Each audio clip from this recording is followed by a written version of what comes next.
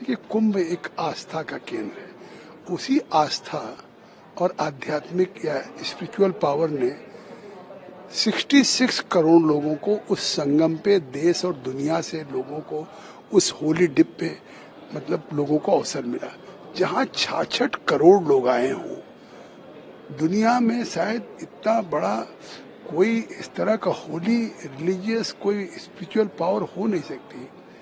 आप एक तरह से चाहे उद्धव ठाकरे हो, राहुल हो या विपक्ष हो, आप आलोचना कर रहे थे, तो आखिर क्या आप इस बात का तो जवाब दें कि आपको कुंभ में आस्था है कि नहीं है।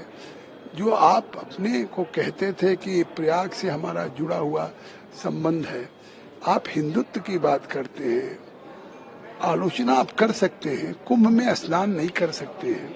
इसका जवाब दें, किसको खुश करना चाहते थे? वहां ना जा करके अगर आप एक तरफ हिंदुत्व की बात करते तो कहीं न कहीं अपीजमेंट की बात थी, कहीं न कहीं किसी को खुश करने के लिए आप वहां नहीं गए। तो इससे साफ है कि देश की जनता इस बात को समझ गई। आखिर आज तो उस कुंभ पे दुनिया कह रही है कि ये रिसर्च का, शोध का विषय है कि किस तरह से इतनी अद्भुत व्यवस्था, मैनेजमेंट या किस तरीके से चीजों का हुआ है। 13,000 स्पेशल ट्रेनें चली हैं। आप सोचिए कि पूरी दुनिया में बहुत से देश में 13,000 ट्रेन पूरे साल में नहीं चलती होंगी। जिस तरह से इस एयरक्राफ्ट आप देख रहे थे, प्रयाग और कुंभ और अयोध्या जा रहा था, जिस तरह से 3 लाख करोड़ की वहां पे लोगों की क्रय शक्ति हुई है, जो यूपी के ही इकोनॉमी में करेगा, देश की जीडीपी में बढ़ोतरी करेगा। तो मुझे लगता है कि अब राजनीति के कारण, तुष्टीकरण के कारण लोगों को, अल्पसंख्यकों को खुश करने के लिए अब इस सीमा तक चले गए हैं कि इतने बड़े श्रद्धा और आस्था के केंद्र को केवल बदनाम करते रहे राहुल, और वहां पे स्नान करने भी नहीं गए। सर, अभी कैग 2000 करोड़ का दिल्ली सरकार को नुकसान है। आज एक और कैग रिपोर्ट आने वाली है हेल्थ इंफ्रास्ट्रक्चर के ऊपर, जो हॉस्पिटल्स यहाँ पे बने थे उसके ऊपर।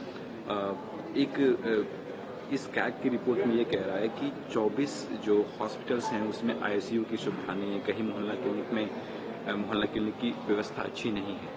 इसको आप कैसे देख रहे हैं? देखिए, कैग रिपोर्ट होती क्या है?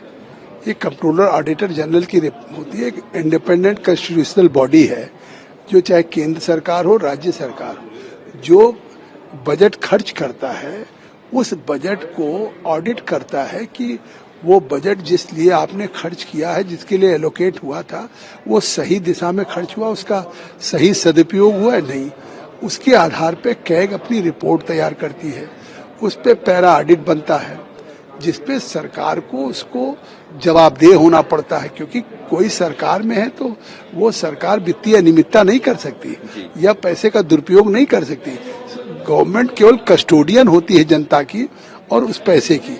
अगर कैग रिपोर्ट अभी नहीं आई है, ये कैग रिपोर्ट जिसमें 2000 करोड़ का लॉस हुआ है दिल्ली गवर्नमेंट को, ये रिपोर्ट कैग की पहले आ चुकी थी।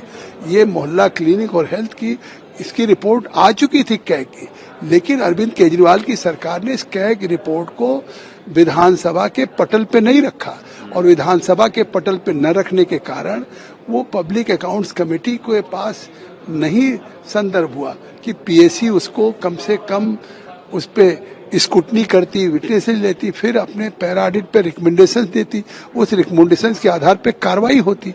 लेकिन अरविंद केजरीवाल ने अपनी उस भ्रष्टाचार को, अनियमितताओं को छिपाने के लिए कैग की रिपोर्ट नहीं रखी गई।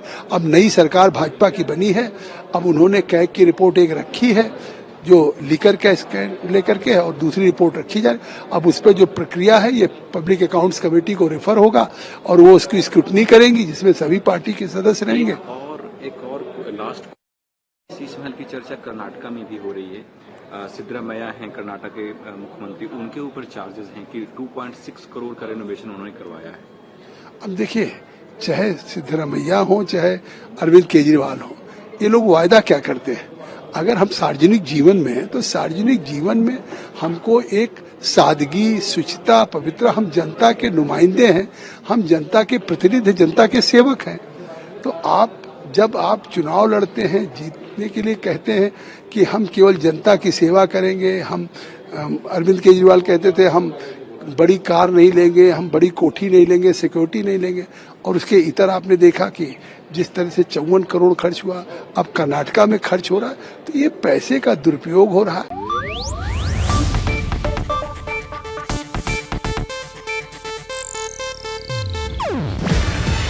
ಇದು ಏಷ್ಯಾನೆಟ್ ನ್ಯೂಸ್ ನೆಟ್ವರ್ಕ್ ಪ್ರಸ್ತುತಿ. ನೀವು ನೋಡ್ತಿದ್ದೀರಾ ಏಷ್ಯಾನೆಟ್ ಸುವರ್ಣ ನ್ಯೂಸ್.